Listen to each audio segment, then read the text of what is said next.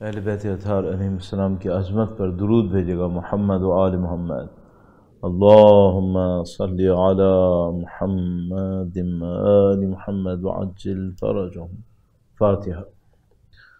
بسم اللہ الرحمن الرحیم۔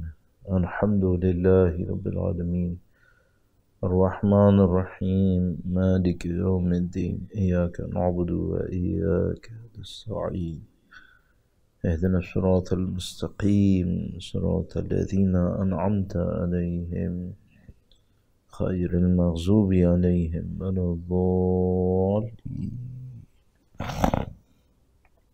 وقت کے امام کے حضور ادائے احترام کے لیے، ان کی نظر لطف کے حصول کے لیے اور شہادت سید الشہداء کی تسلیت ان کے حضور پیش کرنے کے لیے درود بھیجیں محمد و آل محمد پر۔ اللہم صلی علی محمد و آل محمد وعجل فرجهم۔ اعوذ باللہ من الشیطان الرجیم۔ بسم اللہ الرحمن الرحیم۔ الحمد للہ رب العالمین والصلاة والسلام علی سید الانبیاء والمرسلین حبیب الہ العالمین ابی القاسم محمد۔ اللہم صل علی محمد و آل محمد وعجل فرجهم وعلى آلہ الطیبین الطاہرین سیما بقیت اللہ فی الأراضین۔ قال اللہ تعالی فی کتابہ الکریم بسم اللہ الرحمن الرحیم۔ ام حسبت ان اصحاب الکہف والرقیم كانوا من آیاتنا عجبا۔ درود بھیجے گا محمد و آل محمد پر۔ اللہم صلی علی محمد و آل محمد وعجل فرجهم۔ پروردگار عالم کا انتہائی احسان ہے، انتہائی لطف و کرم۔ اس نے ہمیں دین، قرآن و اہل بیت اطہار علیہ السلام کی ہدایت، ان کی محبت، ان کی معرفت نصیب فرمائی۔ خدا تعالیٰ کا لاکھ لاکھ شکر ہے، اس نے اس زمانے کے اندر جو یقیناً انسان کے لیے بڑی افراتفری کا زمانہ ہے، نظریات کے اضمحلال کا زمانہ ہے، نظریات ڈوب رہے ہیں، گمراہیاں بڑھ رہی ہیں، ہر روز ایک نئی گمراہی سامنے آ رہی ہے۔ اس گمراہی کے زمانے میں سید الشہداء کے نام گرامی کے صدقے میں خدا تعالیٰ نے ہمیں دین سے متصل رہنے کا موقع دیا۔ یہ خدا تعالیٰ کا بے پناہ شکر ہے کہ اس نے سید الشہداء کی محبت کو ہمارے دلوں کے اندر قرار دی۔ اللہ سے دعا کرتے ہیں خدایا اس محبت کے صدقے میں دنیا اور آخرت میں اہل بیت کی ہمراہی نصیب فرماؤ۔ اے پاک پروردگار، ان کے وارث کے ظہور کا دن دیکھنا نصیب فرماؤ، ان کی نصرت کی سعادت نصیب فرما، انشاءاللہ اس راہ میں شہادت نصیب فرما۔ ربنا تقبل منا انك انت السميع العليم وتب علينا انك انت التواب الرحيم بجاہ نبیک وعطرته الطاہرین۔ درود بھیجے محمد و آل محمد۔ اللہم صلی علی محمد و آل محمد وعجل فرجهم۔ پروردگار عالم نے قرآن کریم کے اندر کئی مقامات کے اوپر صراحت کے ساتھ، بعض اوقات اشاروں میں،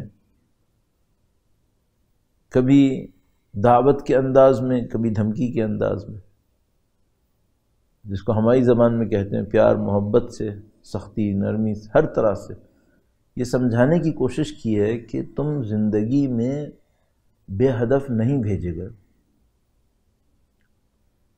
ہر چیز لکھی جا رہی ہے، صغیر و کبیر، ہر چیز لکھی جا رہی ہے، ہر چیز نوٹ کی جا رہی ہے. تم یہاں عبث نہیں بھیجے گئے، ہر چیز سے سوال کیا جائے گا. یہ اسرار ہے خدا متعال کا قرآن کریم کے اندر، اور اس اسرار کے ذریعے سے خدا متعال ہم سے کیا چاہتا ہے؟ ہم چاہتا ہے کہ ہم ذمہ دار بنیں، چاہتا ہے ہم اپنی ذمہ داری کو پہچاننے کی کوشش کریں. وہ خدا حکمت والا ہے. عربی میں صاحب حکمت کو حکیم کہتے ہیں.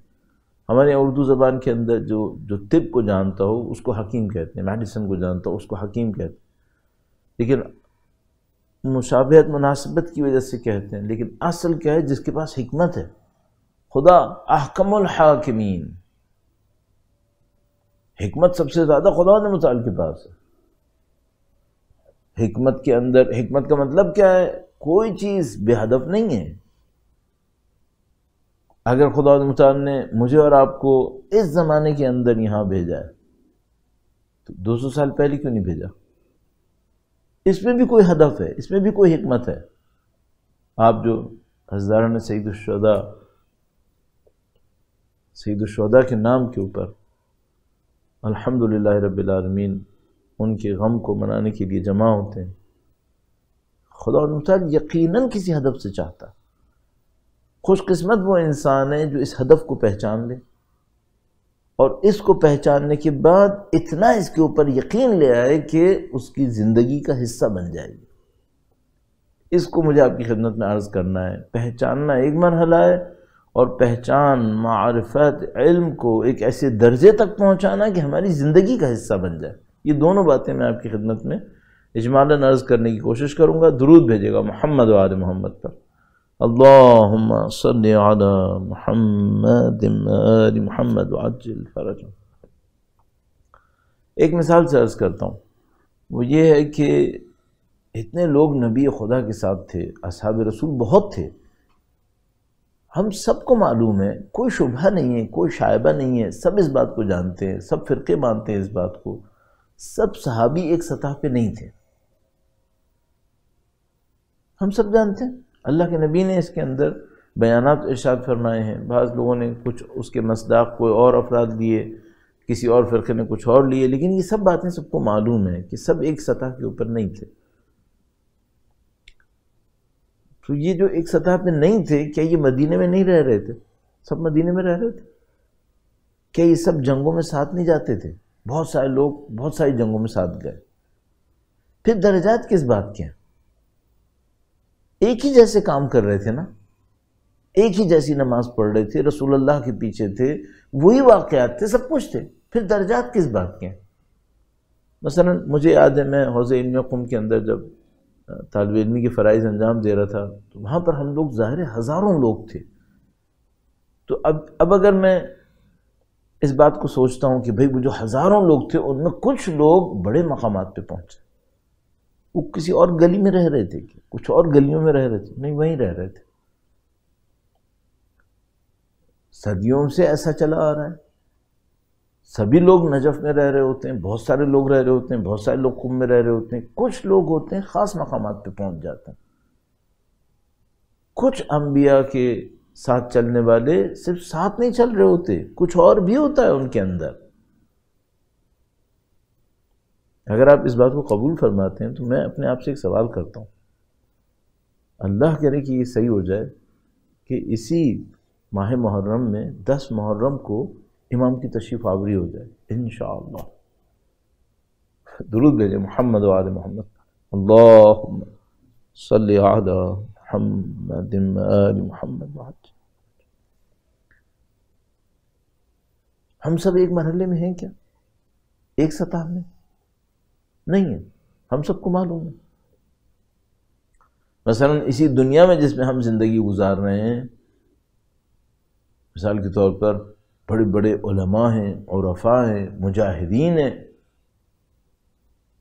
ہم میں جیسے عام لوگ بھی یہاں پہ زندگی گزار رہے ہیں۔ اتنا آپ نے قبول کر لیا، ایک اور جملہ آپ کی خدمت میں عرض کرتا ہوں، یہ تھوڑا سا سخت ہے۔ وہ جو سید الشہداء کے ساتھ مدینے سے چلے تھے، مکہ سے چلے تھے، یہ سب ایک سطح میں تھے؟ اور تھوڑا سا زیادہ غور کرتے ہیں، شاید اب ایک ایسی جگہ جہاں پہ شاید ہم لوگوں کی توانائی نہیں ہے، لیکن سوچ سکتے ہیں سارے شہدائے کربلا ایک سطح پر ہیں۔ فرق کس چیز میں ہوتا؟ یعنی اگر آپ ایک روایت کو قبول فرمائیں، موجود ہے، پڑھی جاتی ہے، جہاں تک مجھے یاد آتا ہے شاید شہید مطہری نے بھی اس کو بیان کیا کہ ایک فرد ہے ہمارے پاس تاریخ میں جو سید الشہداء سے بیعت کرتا ہے اور یہ کہتا ہے کہ میں آپ کے ہاتھ پہ بیعت کر رہا ہوں اس وقت تک کے لیے جب تک کہ میرا ہونا آپ کے لیے فائدہ مند ہوگا۔ تو یعنی کیا مطلب؟ یعنی مطلب یہ کہ اگر ایک وقت آئے جب میرے ہونے نہ ہونے سے کوئی فرق نہیں پڑے گا تو پھر یہ بیعت ختم ہو جائے گی۔ سید الشہداء نے کہا ٹھیک ہے۔ اب شاید آپ میں سے بعض لوگوں نے نہ سناؤ، نہیں سناؤ، تھوڑا سا شاکنگ ہوگا، لیکن ذرا سن لیجئے تحمل سے کہ وہ شخص عصر عاشور سید الشہداء کے پاس آتا ہے اور کہتا ہے کہ دیکھیے سارا لشکر ختم ہو گیا یا آلموسٹ ختم ہو گیا، میرے ہونے نہ ہونے سے کیا کوئی فرق پڑے گا؟ اب سید الشہداء نے کہا نہیں۔ تو کہنے لگا کہ پھر میری بیعت یہاں پہ ختم ہو گئی۔ سید الشہداء نے کہا صحیح۔ کہنے لگا کہ میں آپ سے اجازت چاہتا ہوں۔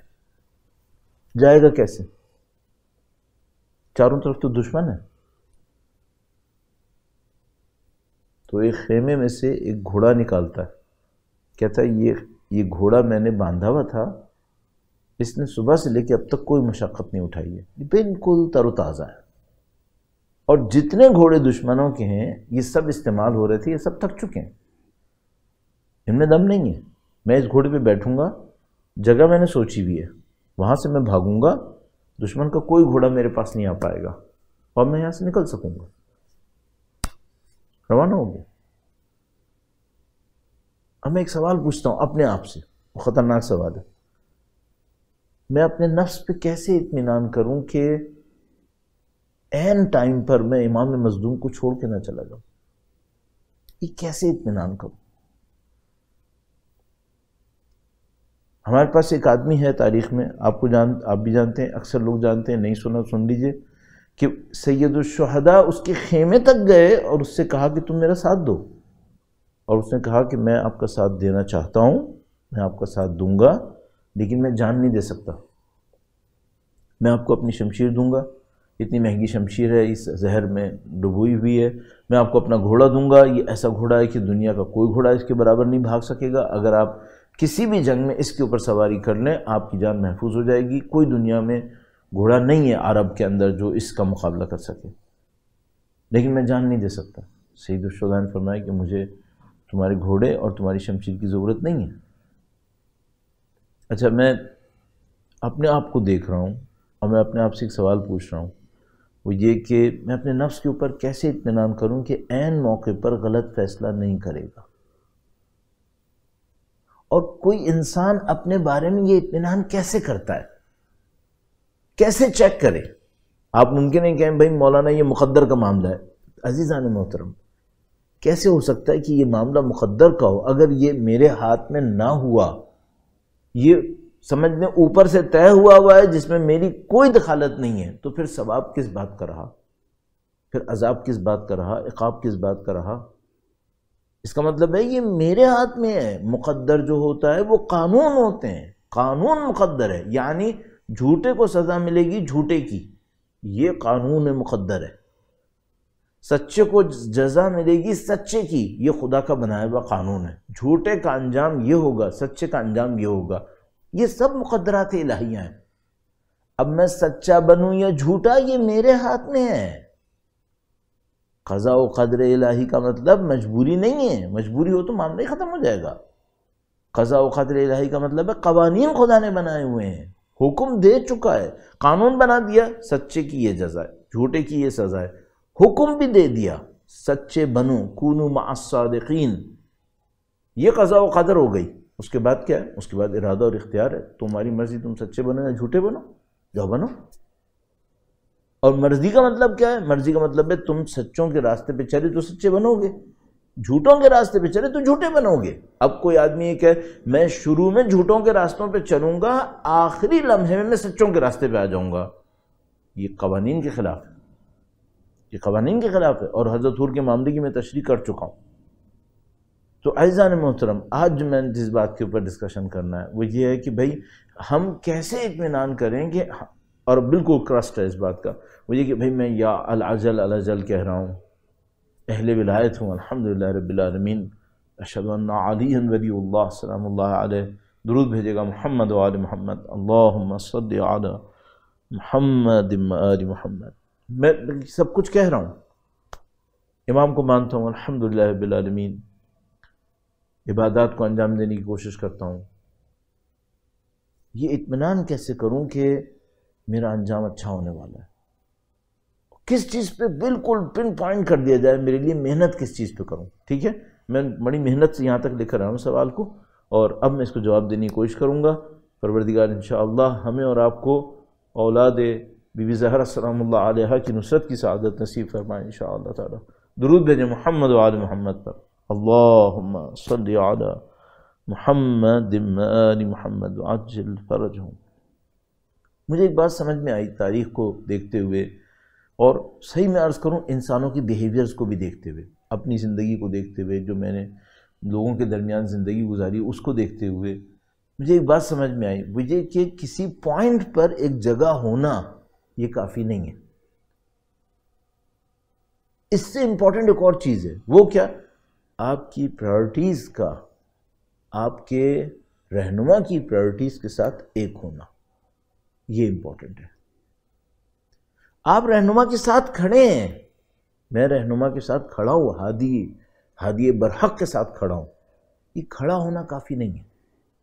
بعض اوقات ہم جسم سے کسی مقام کے اوپر ہوتے ہیں، پھر بھی ہماری پرائرٹی وہ نہیں ہوتی جو ہونی چاہیے۔ میں اس کی ایک عجیب سی مثال آپ کی خدمت میں عرض کروں گا، ایک بار پھر درود بھیجے گا محمد و آل محمد پر، اللہم صلی علی محمد و آل محمد وعجل فرجہم۔ پہلے ایک ہلکی سی مثال عرض کروں، ایک دفعہ ہمیں دعائے ندبہ سے پہلے یا پتہ نہیں دعائے ندبہ کے بعد تقریر کے لیے بلایا گیا کہ بھئی دعائے ندبہ ہوگی، آپ اس کے بعد چھوٹی سی ایک تقریر 15-20 منٹ کی کیجیے گا۔ ہم نے کہا ٹھیک ہے، پہنچ گئے وہاں پہ۔ دعائے ندبہ کے بعد ہم نے ان سے عرض کیا کہ بھئی یہ جو دعائے ندبہ آپ پڑھ رہے ہیں، چھٹی کا دن دیکھ کر صبح کے وقت میں آپ پڑھ رہے ہیں، تو امام سے وفاداری یہاں پہ ختم نہیں ہوتی، یہاں سے شروع ہوتی ہے۔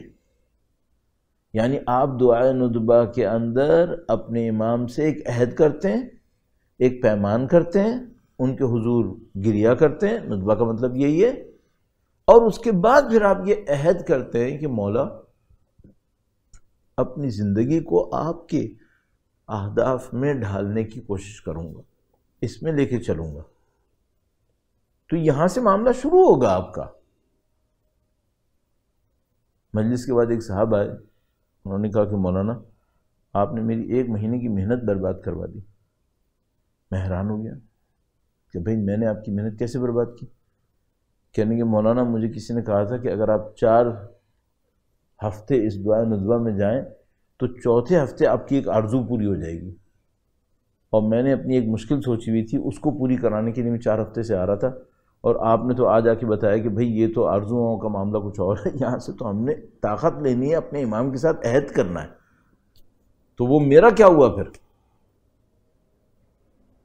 یہ ایک چھوٹی سی مثال ہے کہ بعض اوقات انسان صحیح جگہ پہ ہوتا ہے، پرائرٹی وہ نہیں ہوتی۔ مثلا مجھے یاد ہے ہم لوگ جب قم میں جمعے کی نماز کے لیے جاتے تھے، تو جمعے کی نماز کے بعد وہاں پہ لوگ اپنی بساط لگا کے بیٹھے ہوتے تھے، چھوٹی چھوٹی ڈھیریاں سی، کوئی چیز بیچ رہا ہے، کوئی یہ کر رہا ہے، کوئی وہ کر رہا ہے۔ انشاءاللہ یہ لوگ جمعے کی نیت سے آتے ہوں گے، اس کے بعد تھوڑا سا کاروبار بھی کر لیتے ہوں گے، لیکن اگر کوئی کاروبار کی نیت سے ہی وہاں پر آئے، صحیح ہے، تو یہ بالکل وہیں کھڑا ہے جہاں جمعہ ہو رہی ہے، لیکن اس کو ثواب کس کا ملے گا؟ شاید اس نے جمعہ پڑھنی بھی نہ ہو، اس نے صرف اپنی اڈھیری لگانی ہے، صحیح؟ مثلا فرض کر لیجئے چہلم کے دن بہت عقیدت مند سید الشہداء کے راستے پہ چل رہے ہیں، کروڑوں لوگ ہوتے ہیں، آپ کو بتائیے، ابھی پینڈیمک کی وجہ سے پرابلم ہوئی، ورنہ کروڑوں لوگ جا رہے تھے، صحیح؟ انشاءاللہ حل ہوگا، پھر دوبارہ جا رہے ہوں گے انشاءاللہ تعالی۔ تو وہ جو کروڑوں لوگ جا رہے تھے، فرض کر لیجئے کسی آدمی کا کام یہ ہے کہ وہ اپنی کمپنی کی پروڈکٹس کو بیچے وہاں پہ، اور وہ دیکھنے جا رہا ہے کہ سپلائی صحیح ہے یا نہیں ہے۔ اچھا، اب یہ چہلم کے دن کربلا میں ہے، اس کروڑوں کی عقیدت مندوں کے درمیان یہ بھی کھڑا ہے، لیکن یہ کس لیے کھڑا ہے؟ یہ دیکھنے کے لیے کھڑا ہے کہ میری پروڈکٹ کی سپلائی صحیح ہو رہی ہے یا نہیں ہو رہی ہے۔ اس کی پرائیورٹی کیا ہے؟ زیارت بھی کر لے گا، زیارت بھی کر لے گا چہلم کے دن، لیکن اس کی پرائیورٹی کیا ہے؟ اس کی پرائیورٹی امام حسین نہیں ہے،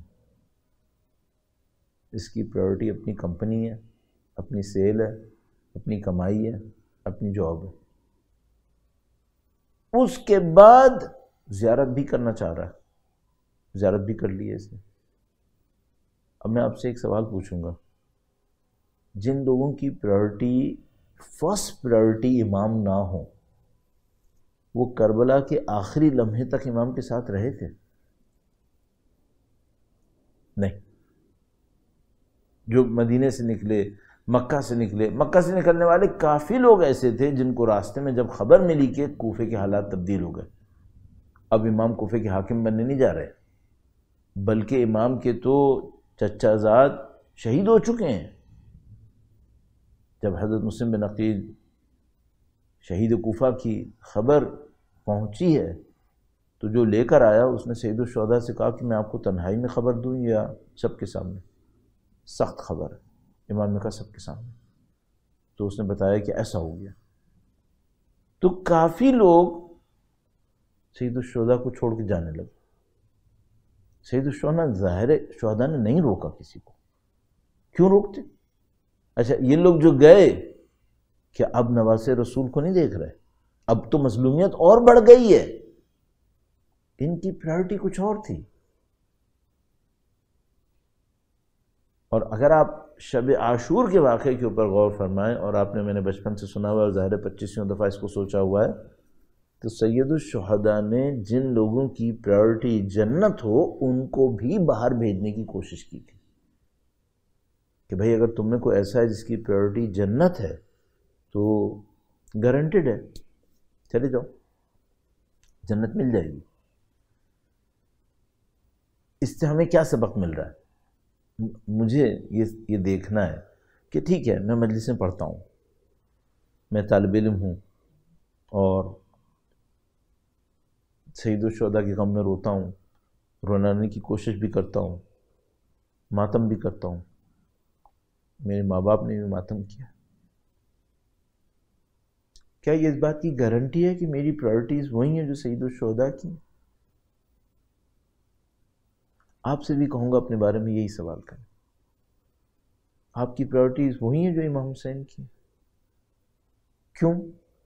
خدا نہ کرے، نعوذ باللہ تعالی، اگر ہماری پرائیورٹیز وہ نہ ہوئیں، ہم اہل نصرت نہیں ہیں، پھر ہم ایک حد تک ساتھ دے سکتے ہیں، پھر ہم اس کے بعد آگے میں شاید مشکل میں پھنس جائیں گے۔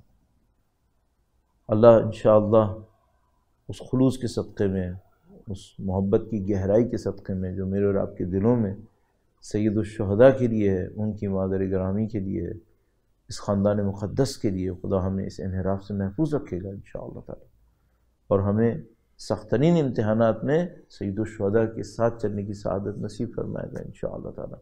درود بھیجے گا محمد و آل محمد پر، اللہم صلی علی محمد و آل محمد وعجل فرجہم۔ اب یہاں پہ ممکن ہے کوئی مجھ سے یہ کہے کہ بھئی امام تشریف لائیں گے انشاءاللہ ہم امام کا ساتھ دے دیں گے. اس وقت ہمیں سوچنے کی ضرورت نہیں ہے کہ امام کی پرائرٹیز کیا ہیں، ہم امام کا ساتھ دیں گے، معاملہ ختم ہو گیا. جہاں امام اشارہ کریں گے یہاں خون بہاؤ، وہاں خون بہائیں گے. جہاں امام اشارہ کریں گے یہاں پسینہ بہاؤ، وہاں پسینہ بہائیں گے. جہاں امام اشارہ کریں گے یہاں پیسہ دو، وہاں پیسہ دیں گے. جہاں جان دینے کا کہیں گے وہاں جان دے دیں گے. ہمیں کیا ضرورت کہ ہم پرائرٹیز کو طے کریں، امام کی پرائرٹیز کیا ہیں؟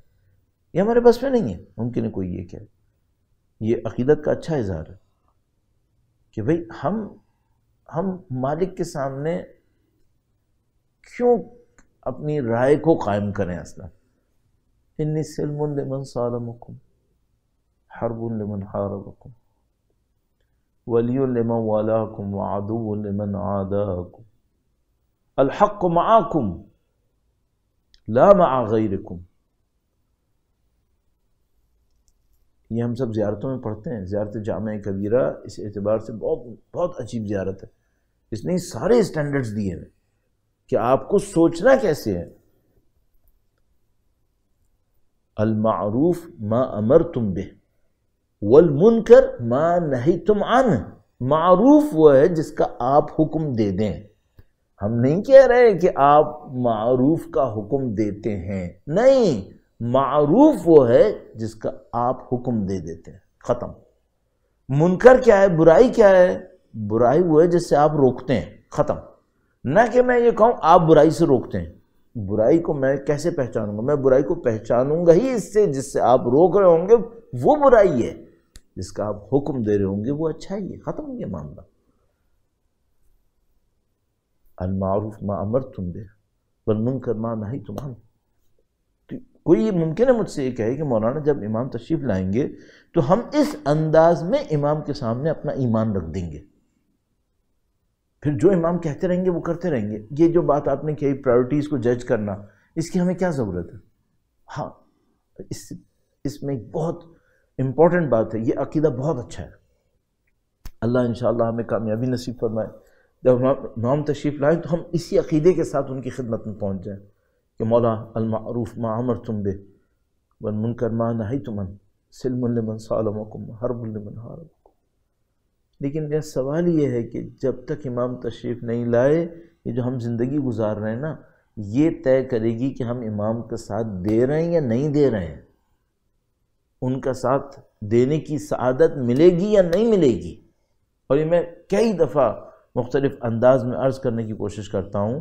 وہ یہ کہ ایک دفعہ ایسا ہوتا ہے، پیپر کا دن ہوتا ہے، امتحان کا دن ہوتا ہے اسکولز کے اندر. ایک دن ہوتا ہے رزلٹ کا.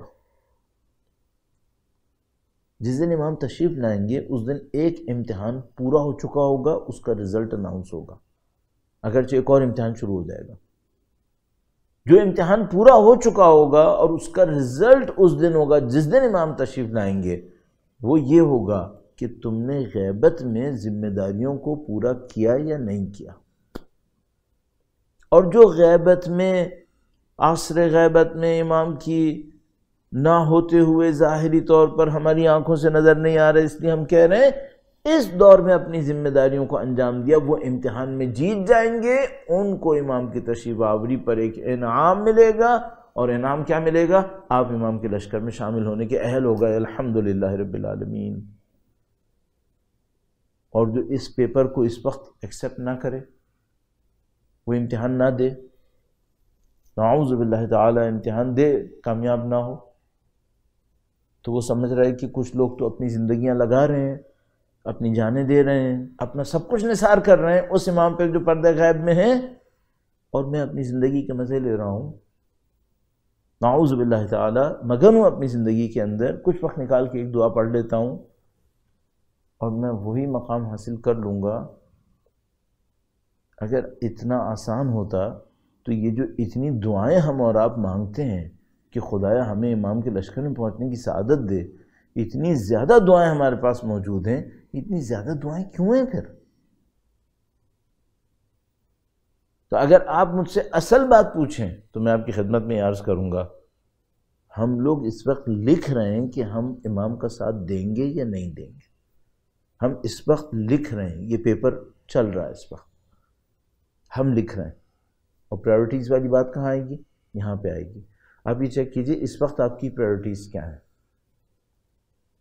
اس وقت پرائیورٹیز کیا ہے؟ جو اس وقت پرائیورٹیز ہیں وہ طے کریں گی کہ امام کی تشریف آوری پہ کیا ہوگا. میں ایک مثال اللہ کے نبی کے زمانے سے عرض کرتا ہوں. درود بھیجے گا محمد و آل محمد پر. اللہم صلی علی محمد آل محمد وعجل فرجهم.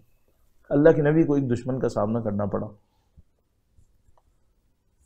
اللہ کے نبی نے اعلان کیا کہ بھئی دشمن کا سامنا کرنا ہے اور اس میں لوگ تیار ہو جائیں. عجیب بات عرض کروں، اس زمانے میں آرمی نہیں ہوتی تھی، صرف والنٹیئرز کا اجتماع ہوتا تھا، وہ جا کے جنگ لڑتے تھے. بہت ڈیٹیل میں بہرحال جب انہوں نے اعلان کیا تو کچھ لوگوں نے کہا کہ ہم نہیں جا رہے. یعنی ان کی پرائرٹیز ڈیفرنٹ تھیں. انہوں نے کہا کہ اللہ کے نبی جائیں ٹھیک ہے لڑنے، اور ہم اس جنگ میں شریک نہیں ہو رہے، یہ جنگ ہمارے حساب سے صحیح نہیں ہے. مثلا وہ شریک نہیں ہوئے. کچھ دیر کے بعد اللہ کے رسول واپس آئے اور بہت سخت جنگ کے بعد تو انہوں نے طنز کیے کہ اگر ہماری بات مان لیتے تو یہ سب نہیں ہوتا. منافقین نے یہ ساری حرکتیں کی. اس وقت میں اچانک یہ نظر آیا کہ اللہ نے وعدے کیے کہ جس نے نبی کا ساتھ دیا تھا اس کو یہ انعام ملے گا، اس کو یہ انعام ملے گا. اب منافقین نے دیکھا کہ آیتیں نازل ہو گئیں. تھوڑی دیر کے بعد پھر دوبارہ آیت آئی کہ نبی چلیں دوبارہ دشمن کا مقابلہ کرنے کے لیے. اچھا اب یہ لوگ کھڑے ہوئے کہنے لگے کہ اب ہم آپ کے ساتھ جائیں گے. خدا تعالیٰ نے حکم دیا نبی کو اور فرمایا کہ اے نبی ان کا ساتھ مت لیجیے گا. انہوں نے کیوں پہلے آپ کا ساتھ نہیں دیا تھا؟ اب آپ ان کا ساتھ مت لیں. یہ کہیں بھی تو ان کو ساتھ مت لے کے جائیے گا. آپ اپنے اصلی مجاہدوں کے ساتھ جائیے، خدا آپ کو نصرت دے گا. ایک وقت ہے جب خدا ہم سے کہہ رہا ہوتا ہے ساتھ دو. ایک وقت وہ آتا ہے جب ہم خدا سے کہہ رہے ہوتے ہیں ہم ساتھ دینے کو تیار ہیں. امتحان کہاں پر ہے؟ امتحان وہاں پر ہے جب ہمیں سمجھ میں شاید نہ آ رہا ہو اور خدا ہم سے کہہ رہا ہوتا ہے ساتھ دو. قرآن کریم ارشاد فرماتا ہے جو لوگ فتح مکہ سے پہلے ایمان لائے وہ کچھ اور لوگ ہیں.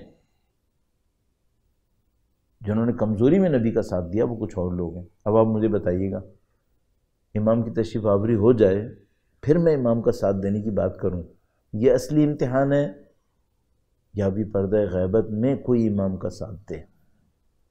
یہ اصلی امتحان. کون سا اصلی امتحان ہے؟ تو 2 اور 2 4 کی طرح بہت واضح ہے یہ اصلی امتحان ہے. یہ اصلی امتحان ہے.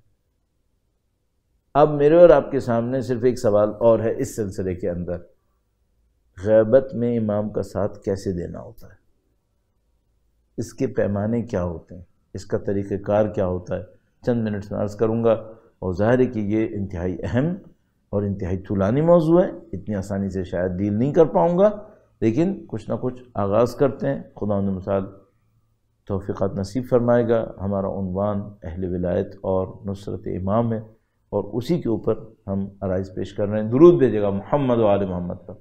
اللہم صلی علی محمد آل محمد وعجل فرجهم. شاید آپ اس بات کو احساس کر پا رہے ہوں کہ موضوع اس اعتبار سے سخت ہے. اس کے اندر ذمہ داری کے احساس کی طرف اتنی زیادہ گفتگو کی جا رہی ہے کہ ظاہر ہے کہ یہ بوجھ تو بنتا ہے. اگر کوئی غیبت کے زمانے میں ہو تو امام کا ساتھ کیسے دے؟ وہ نہیں ہے کہ امام تشریف فرمائے مکہ میں ہے تو میں مکہ میں پہنچ جاؤں. ایسا نہیں ہے. تو مجھے کیا کرنا چاہیے؟ اب وہ پرائیورٹی والی بات یہاں پہ دوبارہ آئے گی. اب اپنے آپ سے ایک سادہ سا سوال پوچھئے. الحمدللہ رب العالمین، آپ اور ہم عزاداران سید الشہداء ہیں. بچپن سے ہم نے امام حسین کا نام لیا سلام اللہ علیہ. خدا نے ہمارے دلوں کے اندر، ہماری خمیر کے اندر ان کے نام گرامی کا اثر چھوڑا ہے. ہم پر اثر ہوا ہے، ہمارے ذہنوں پر، ہماری فکر پر، ہمارے دل پر، ہمارے قلب پر. اگر اس کے مختلف معانی ہم لیں، ان سب پر اس کا اثر پڑا ہے ہماری روح کے اوپر. تو آپ اپنے آپ سے ایک سوال پوچھئے، وہ یہ کہ آج آپ کے حالات، میرے حالات یہ ہیں. آپ مثال کے طور پر جیسا کہ ہم یہ مجالس نیوزی لینڈ کے رہنے والے مومنین کرام کے لیے عرض کر رہے ہیں، باقی کوئی ظاہر سبھی استفادہ کر سکتے ہیں، لیکن بنیادی طور پر تو آپ مثال کے طور پر وہاں رہ رہے ہیں، آپ کی لائف کی کچھ آبجیکٹیوز ہیں. اپنے آپ سے ایک سوال پوچھئے گا، آج امام تشریف لائیں، وہ اپنے بہترین چاہنے والوں سے کیا چاہ رہے ہوں گے آج کے زمانے میں؟ یعنی مثال کے طور پر یوں فرض کر لیتے ہیں جیسے کسی کا رابطہ ہو گیا اپنے امام سے، غیبت میں امام، لیکن کسی کا رابطہ ہو گیا، صحیح ہے، اور اس بندے خدا نے امام سے یہ سوال کیا کہ مولا آپ تو پردے غیبت کے اندر ہیں، اس وقت آپ دنیا میں کیا چاہتے ہیں؟ صحیح، امام کیا جواب دیں گے؟ یہ امام کی پرائرٹیز ہوں گی کہ بھئی امام اس وقت دنیا میں یہ چاہتے ہیں. صحیح، خطرناک سوال ہے. میں اور آپ وہی کر رہے ہیں یا کچھ اور کر رہے ہیں؟ جو امام چاہتے ہیں وہی کر رہے ہیں یا کچھ اور کر رہے ہیں؟ اور جو امام چاہ رہے تھے وہ ہماری لائف کی ٹاپ پرائرٹی ہے یا سیکنڈ، تھرڈ، فورتھ، پتہ نہیں کب جا کر ہے. یہ سب سے امپورٹنٹ کوشچن ہے. اس کے اوپر عزیزان محترم سب سے زیادہ محنت کرنی ہے مجھے اور آپ نے، وہ یہ کہ بھئی امام آج کی دنیا میں کیا چاہتے ہوں گے جب وہ تشریف لائیں گے انشاءاللہ تعالی. یملأ الارض قسطا وعدلا کما ملئت ظلما وجورا، وہ زمین کو عدل و انصاف سے بھر دیں گے جیسا کہ وہ ظلم و جور سے بھری ہوگی. تو آج ہم سے کیا چاہتے ہوں گے؟ تم کم سے کم زمینہ تو فراہم کرو، تم عدل و انصاف کرو، جتنا تم کر سکتے ہو تم کرو. کم سے کم کیا چاہتے ہوں گے؟ اتنی نفسانی پاکیزگی تو اپنے اندر لے آؤ کہ تم کل میرا ساتھ دے سکو. یہ چاہتے ہوں گے یا نہیں چاہتے ہوں گے؟ یہ تو چاہتے ہوں گے. صحیح. اچھا، اب میں اور آپ اس آبجیکٹو کے اوپر میں نے صرف دو باتیں پک کی ہیں. نمبر ایک، اتنی میرے اندر نفسانی پاکیزگی ہو کہ میں اپنے امام کا ساتھ دے سکوں. نمبر دو، دنیا میں ظلم و جور ہے اور جتنی میری توانائی ہے میں ظلم و جور سے لڑ سکوں. میں اس پہ عمل کر رہا ہوں. میں بہت معذرت کے ساتھ عرض کر رہا ہوں، بہت سارے لوگ، شاید میں بھی انہی میں شامل ہوں گا، نام تو بہت زیادہ لے رہے ہیں، پریکٹیکلی اس پہ محنت نہیں کر رہے. کیا مطلب؟ اپنی اس نفسانی پاکیزگی پہ اتنی محنت نہیں کرتے. ٹائم مل گیا تو کر لیں گے، نہیں ملا تو نہیں کریں گے. ٹاپ پرائرٹی ہے؟ نہیں، ٹاپ پرائرٹی یہ نہیں ہے. ٹاپ پرائرٹی کیا ہے؟ دنیا بنا رہے ہیں. بچوں کی تعلیم ہے ٹاپ پرائرٹی، گھر ایک ایسٹ کے طور پہ بن جائے یہ ٹاپ پرائرٹی ہے، کیریئر بنے ٹاپ پرائرٹی ہے، باڈی مینٹین ہو ٹاپ پرائرٹیز میں سے ہے. ٹاپ پرائرٹی یہ ہے کہ ہماری روح پاکیزہ ہو. ممکن ہے میرے جیسا کوئی آدمی کہ ہاں یہ میری ٹاپ پرائرٹی ہے، اس کے اوپر کتنی ریسورسز لگاتے ہو؟ باقی چیزوں پہ کتنی ریسورسز لگاتے ہو؟ اس کے لیے کتنی پلاننگ کرتے ہو؟ باقی چیزوں کے لیے کتنی پلاننگ کرتے ہو؟ تو پتہ چل جائے گا ٹاپ پرائرٹی ہے یا نہیں ہے. اب میں بالکل اختتام پہ آج کے لیے لے جاتے ہوئے عرض کروں گا، میں نے حالات میں تھوڑا بہت غور کیا بعض افراد کے. تو مثلا میں نے دیکھا کہ آج جس شخصیت سے ہم اور آپ اس عصر حاضر کے اندر، کنٹمپریری ٹائم کے اندر جس سے ہم سب سے زیادہ متاثر ہوئے، میرے جیسا آدمی سب سے زیادہ متاثر ہوا اپنی لڑکپن سے لے کر آج تک، وہ امام خمینی کی ذات تھی.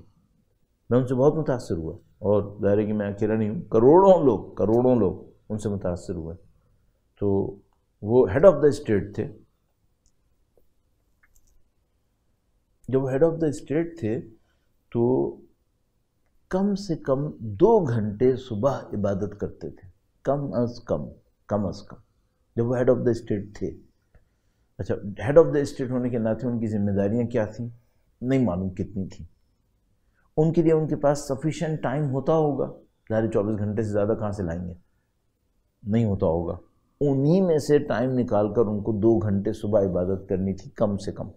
روزانہ 8 مرتبہ قرآن کریم پڑھا کرتے تھے، روزانہ اتنی دعائیں پڑھتے تھے کہ ان کے آفس کے ایک صاحب تھے، وہ کہتے ہیں کہ امام خمینی بہت مینرڈ آدمی ہے، بہت زیادہ ہر کام کو بڑے سلیقے سے کرتے ہیں، لیکن ان کی ایک کتاب دعاؤں کی کتاب بار بار جلد پڑ جاتی تھی اس کی، کہنے کہ وہ ہمیں ہر کچھ وقت کے بعد وہ نئی کتاب لانی پڑتی تھی چونکہ جلد پھٹ جاتی تھی، اتنا استعمال کرتے تھے وہ۔ البتہ ظاہر ہے اس زمانے میں پرنٹنگ شاید اتنی اچھی نہیں ہوتی ہوگی، بعد میں اچھی پرنٹنگ ہونے لگی ہوگی۔ میں ایک سوال اپنے آپ سے پوچھنا چاہ رہا ہوں، یہ جو ٹائم کی ایلوکیشن تھی، اس سے کیا پتہ چل رہا ہے؟ اس سے پتہ چل رہا ہے کہ امام خمینی کے نزدیک جب کہ وہ رولر تھے، جب کہ وہ حاکم وقت تھے، ٹاپ پرائرٹی اللہ کی بندگی تھی، اللہ کی عبادت تھی۔ یہ میری ٹاپ پرائرٹی ہے؟ نہیں، میرے پاس وقت نہیں ہے، میں امام خمینی سے زیادہ مصروف ہوں، میرے پاس کرنے کے لیے امام خمینی سے زیادہ اہم کام ہے۔ نہیں، میری پرائرٹیز وہ نہیں ہے، میری پرابلم یہ ہے جنہوں نے امام کی نصرت کرنی ہے انہوں نے ان کو پرائرٹی بنایا ہے، ہمیں اور آپ کو یہ صحیح کرنا ہے۔ اچھا، ممکن ہے آپ مجھ سے کہیں کہ مولانا اگر ہم نے اس طرح سے کیا نا تو ہم بے روزگار ہو جائیں گے، میرا نہیں خیال خدا یہ ہونے دے گا، میرا نہیں خیال، اس پہ انشاءاللہ کبھی اور عرض کروں گا۔ عزیزان محترم، بہت محنت کر کے اپنے ناقص بیان کے ساتھ، خشک یقیناً بیان کے ساتھ میں یہاں تک آ سکا ہوں کہ اگر ہمیں امام کی نصرت کرنی ہے تو وہ تشریف آوری کے بعد کا مرحلہ علیحدہ ہے، ابھی شروع ہو چکا ہے، اور جو نصرت کرنا ہے اس کے اندر ہمیں پرائرٹیز کو سیٹ کرنا ہوگا جو امام کی پرائرٹیز ہوں گی، اور ان پرائرٹیز کے مطابق اپنی زندگی کو ڈھالنا ہوگا۔ اس میں ہماری دنیا کا کیا ہوگا اور کس طرح سے ہوگا، اس کو میں ابھی آپ کی خدمت میں عرض کرنے کی کوشش کروں گا۔ ابھی یہاں تک رکھتے ہیں انشاءاللہ، خدا نے اتارنا چاہتا ہوں انشاءاللہ کل اس کو مزید آرائز پیش کریں گے۔ درود بھیجے گا محمد و آل محمد پر، اللہم صلی علی محمد و آل محمد وعجل فرجہم۔ جنہوں نے اللہ کی اس ولایت کو قبول کیا ہوا ہے، خدا، نبی، امام کی ولایت کو، وہ جانتے ہیں کہ ہمیں اپنی زندگی کہاں لگانی ہے، اور وہ جانتے ہیں کہ امام کی نصرت ہماری زندگی کی ٹاپ پرائرٹی۔ یہ لوگ میں سمیت عمار بنے،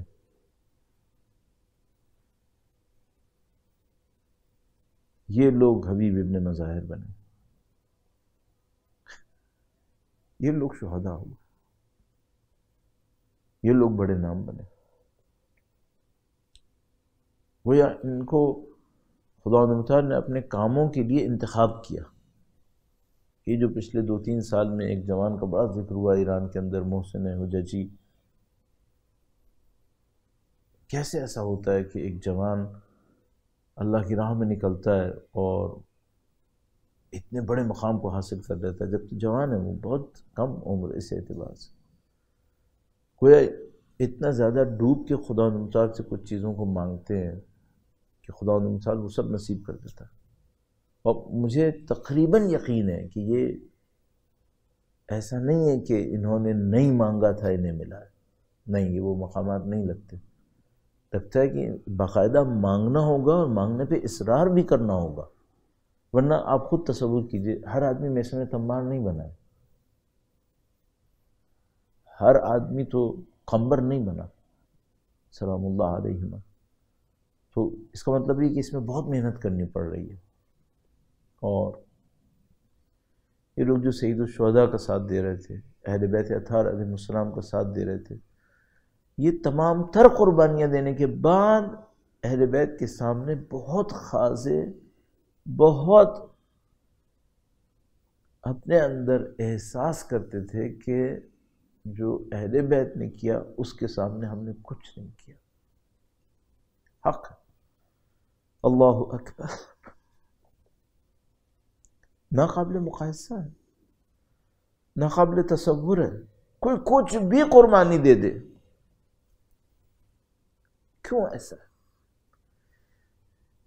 اس کی وجہ یہ ہے کہ ممکن ہے، معذرت چاہتا ہوں اگر میں جملہ مصائب میں عرض کر رہا ہوں، ممکن ہے کوئی یہ کہے کہ بھئی اگر مثلا حضرت حر نے اپنا جوان قربان کیا تو کیوں یہ قربانی کم ہے اس قربانی کے مقابلے میں جو سید الشہداء نے علی اکبر کو قربان کیا؟ اللہ اکبر، کوئی مقابلہ نہیں، کوئی مقایسہ نہیں، کیوں ایسا ہے؟ تو ایک وجہ مجھے یہ سمجھ میں آتی ہے کہ بھئی جب علی اکبر قربان کر رہے تھے سید الشہداء تو باپ کون ہے؟ امام حسین۔ دنیا کا کوئی بھی باپ کتنا ہی اپنی اولاد کو چاہنے والا ہو، معصوم سے زیادہ تو چاہنے والا نہیں ہو سکتا۔ دنیا کا کوئی جوان کتنا ہی پاکیزہ ہو، چاہے جانے کے قابل ہو، علی اکبر سے بڑھ کے تو نہیں ہو سکتا۔ اولاد علی اکبر جیسی ہے اور چاہنے والا امام حسین جیسا ہے۔ اب کوئی کہاں سے اس کے برابر میں آئے گا؟ ایسے یہ تو میں نے باپ کی مثال دی نا، آج مجھے جن کے مصائب پڑھنے ہیں اس میں رشتہ باپ کا نہیں ہے۔ کل بھی ہم نے مصائب میں تذکرہ کیا تھا کچھ اور رشتوں کا، آج جس رشتے کے اوپر بات کرنی ہے وہ رشتہ ماں کا رشتہ ہے۔ ماں کے رشتے کی اہمیت کیا ہے؟ میں اگر اپنے حافظی کے اوپر بھی تھوڑا بہت اعتماد کروں تو میرا خیال ہے قرآن کریم میں کہیں پر بھی اس انداز میں بیانات نہیں آئے جیسے خدا نے حضرت موسیٰ علیہ السلام اور ان کی ماں کے واقعے کو بیان کیا ہے۔ جب حضرت موسیٰ علیہ السلام کو پانی میں ڈالنے کا حکم آیا، کیسے مادر موسیٰ نے ڈالا، کیسے مادر موسیٰ بےتاب ہوئیں، اور خدا نے مثال فرماتا ہے وَرَبَطْنَا عَلَىٰ قَلْبِهَا، ہم نے ان کے دل کو مضبوط کیا۔ یہ بیانات کہیں اور آتے ہیں کیا کسی اور رشتے کے بارے میں؟ نہیں آتے۔ پاکیزہ ترین تاریخی واقعات ماں کے جذبوں کے پیچھے آئے ہیں۔ ایک ماں ہے جو صفا و مروہ کے اوپر کبھی ادھر جا رہی ہیں کبھی ادھر جا رہی ہیں، خدا نے صفا و مروہ خلق کر دیا، حکم ارشاد فرما دیا، زمزم جاری کروا دیا۔ ماں کے جذبات کو خدا بہت قدر سے دیکھتا ہے۔ بس مصائب کو اگر میں بڑھاتے ہوئے عرض کروں، اگر ماں بی بی زینب سلام اللہ علیہا ہو،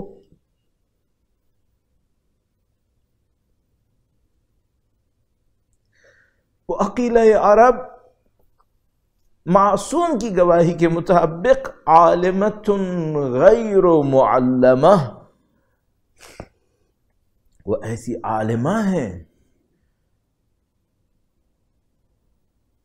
جو کسی کے سکھائے بغیر صاحبہ علم ہے۔ ماں بی بی زینب سلام اللہ علیہا جیسی ہو اور بچے اون محمد جیسے، یہ کیا جذبات ہوں گے؟ ماں اپنے بچوں کو قربان کرنے کے لیے تیار کر رہی۔ بی بی زینب سلام اللہ علیہا کی زندگی کے بارے میں اگر بس ایک جملہ عرض کروں، وہ یہ کہ جس طرح کربلا کے لیے سید الشہداء کی تربیت ہو رہی تھی، معصومین، نبی خدا، امیر المومنین، بی بی سیدہ، سب سید الشہداء کو لے کے چل رہے تھے کہ حسین نے کربلا بنانی ہے، بالکل اسی طرح بی بی زینب کو لے کے چل رہے تھے کہ انہوں نے حسین کا ساتھ دینا۔ بڑا مقام بی بی زینب سلام اللہ علیہا کا۔ بی بی کی قربانیاں کوئی ایک قربانی تھوڑی ہے، مصائب کے اندر انشاءاللہ مسلسل ذکر ہوتا رہے گا، لیکن عزیزو ایک خاتون ہونے کے ناطے سب سے بڑی قربانی جو ایک خاتون دیتی ہے وہ کیا قربانی ہوتی ہے؟ کیا کوئی ماں ایسی ہوگی جو کسی محبت کے سامنے اپنے بچوں کی، اپنے جگر کے ٹکڑوں کی محبت کو بھی پیچھے کر دے؟ یہ بی بی زینب سلام اللہ علیہا کی ذات ہے۔ گویا شب عاشور ہر خیمے کے اندر مجاہد تیاری کر رہے ہیں، سید الشہداء بھی تیاری کر رہے ہیں، اور بی بی زینب سلام اللہ علیہا اپنے خیمے کے اندر اپنے جگر کے ٹکڑوں کو لے کر بیٹھی ہیں اور ارشاد فرما رہی ہیں کہ دیکھو اون محمد، کل سخت معرکہ ہوگا، کل سخت جنگ ہوگی اور امام زمانہ تنہا ہوں گے، امام وقت تنہا ہوں گے۔ گویا بی بی سید الشہداء کو بھائی کے عنوان کے علاوہ امام معصوم کی نصرت کے اندر بچوں کو سمجھا رہی ہیں کہ بچوں، معاملہ صرف یہ نہیں ہے کہ وہ تمہارے ماموں ہیں، وہ تم سے ایک رشتے میں امام معصوم ہیں، ان کا ایک مقام ہے، اور بیٹا دیکھو میں تمہاری ماں ہوں، تمہیں قربانی دینی ہے۔ بی بی نے قیامت تک آنے والی تمام ماؤں کو ایک درس دے دیا کہ دیکھو بچوں سے محبت تو کرو، لیکن جب امام کی محبت سامنے آ جائے تب ماں اپنی محبتوں کو قربان کر دیتی ہے۔ لہذا جب عاشور کا دن آیا تو بار بار اون و محمد امام کے پاس تشریف لاتے تھے اور امام کو اشارہ کرتے تھے کہ مولا اب ہمیں اجازت دیجئے، اور سید الشہداء جانتے تھے عزیزو، جہاں تک میں سمجھ پا رہا ہوں سید الشہداء نے علی اکبر سے تو کہا کہ جا کر بی بی سے اجازت لے کر آؤ، لیکن گویا اون و محمد کے معاملے میں وہ جانتے تھے کہ بی بی اس سے کم پر تیار نہیں ہوں گی کہ میرے بیٹے آپ کی راہ میں قربان ہوں گے۔ اب عزیزو ایک معاملہ ہے، اور وہ معاملہ بڑا عجیب ہے، میں بہت معذرت چاہتا ہوں مصائب کے دوران یہ جملہ عرض کروں۔ بھئی کوئی یہ کہہ سکتا ہے کہ مائیں تو اور بھی تھیں، ماؤں نے تو بہت قربانیاں دی ہیں کربلا کے اندر، اور بھی ماؤں نے قربانیاں دی ہیں، کیوں بی بی زینب کی اون و محمد کی قربانی اتنی زیادہ سامنے آتی ہے؟ تو میں دس بستہ عرض کروں گا کہ بھئی ماؤں نے تو سب نے قربانیاں دی ہیں، لیکن جب ماؤں کو اپنے بچوں کے لاشیں ملتے تھے تو لاشوں پہ تو رو لیتی تھی۔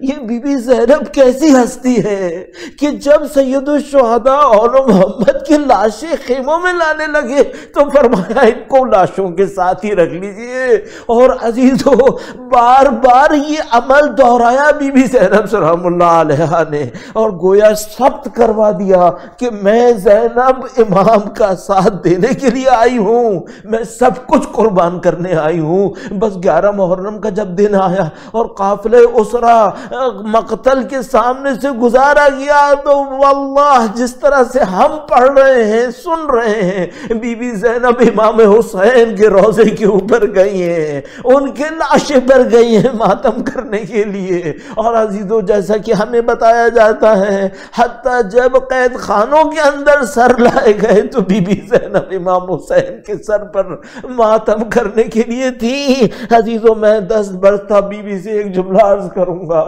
بی بی آپ نے اپنے بچوں کے غم کو ہمیشہ چھپا دیا، آپ نے عاشور کے دن اپنا غم چھپایا، 11 محرم کو اپنا غم چھپایا، آپ قید خانے میں بھی بی بی سکینہ کے اوپر روئی ہیں، سید الشہداء کی بیٹی پر روئی ہیں، آپ اپنے بچوں کا غم نہیں دکھا رہی تھی، لیکن بی بی ایک لمحہ آیا تھا جب مدینے میں آپ اپنے گھر میں داخل ہوئی تھی۔